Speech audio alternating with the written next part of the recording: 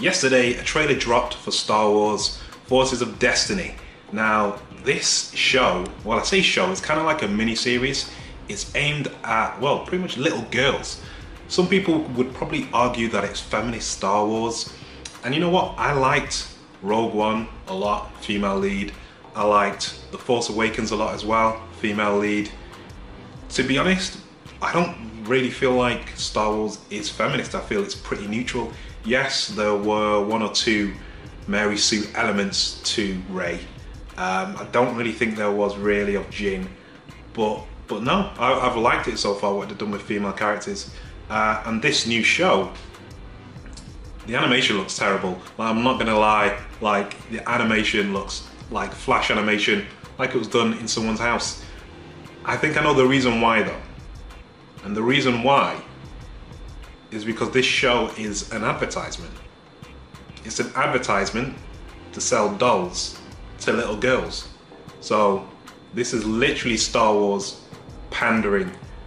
And it kind of feels weird to me because any kind of old show from back in the day, like say Transformers for example, that pandered to an audience, but that was a fully fledged show. So they had these toys which they'd acquired, and then they pretty much just did a whole show around that, created a story with like the episodes being like a good length, like 20 minutes or what have you.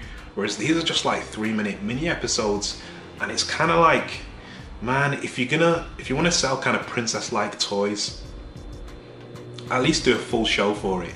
And another weird thing is that these kind of ads, because that's essentially what they are, they're ads for a doll, or dolls even rather. They're only like 3 minutes long. Like I looked up the runtime a minute ago, and from what I saw, what I understand is that they're 3 minutes each, and it's like 8 episodes or something like that. And it just seems a bit lazy and a bit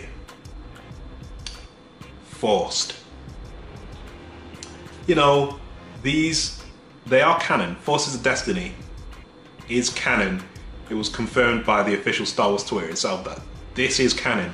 So, fortunately or unfortunately, depending on how you look at it, any hardcore fan, anyone who's like me, a hardcore fan, is gonna have to watch these. And I hope they fit into canon quite well, to the point where you can actually ignore them and not actually have to view them as canon yourself. But you know, it's weird that such a kind of, it's not, I won't call it crappy animation, because the animation is actually pretty fluid and good itself, but it is kind of low end, really cheap, and that's really surprising considering this is Lucasfilm and Disney. You would have thought they would have done something more expensive than that, but like I've said a number of times now, Forces of Destiny is an advert, and it's an advert that panders to its audience, which is little girls. And it's funny I should say panda, because a panda is a kind of bear, and a bear-like creature in Star Wars is an Ewok. So I suppose that's a link there of some sort. The trailer that they dropped for it as a whole is like, yeah, it's kind of cool, it's kind of interesting. It's very action heavy, which is surprising, because I thought it would have taken a different approach, because usually that's like what they do with kind of like children's toys. They take different approaches for boys and girls. Like you had Leia like jumping to save Wicket from like some stormtroopers. You had Jin throwing a vegetable at a stormtrooper. You had Padme picking up like a vase and hitting someone with it. So like it was super action heavy. Like even like Leia like sliding under a Wampa ice creature at some point, which I'm like, come on man, that can't be canon, because that does not, like Leia's strong, and I hate using the term like strong woman, but she is, but she's like leader strong. You know what I mean? It was never about physical strength with her. She was like a leader. I think it's interesting that Lucasfilm and Disney obviously want to tap into like the princess doll market with Star Wars. It just seems a bit out of place, because for me anyway, I felt that Star Wars has been like kind of neutral, but I'm guessing if that's where the money is, that they're gonna go there and they're gonna carve out a part of the franchise in order to kind of like appeal to those people. I say people, children, little girls, you know. So, well, I say little girls, but to be honest, loads of people collect action figures and dolls, so it's probably not just going to be little dolls. I'm sure there'll be plenty a male action figure collector who will probably get these dolls. But yeah, it's a glorified advert.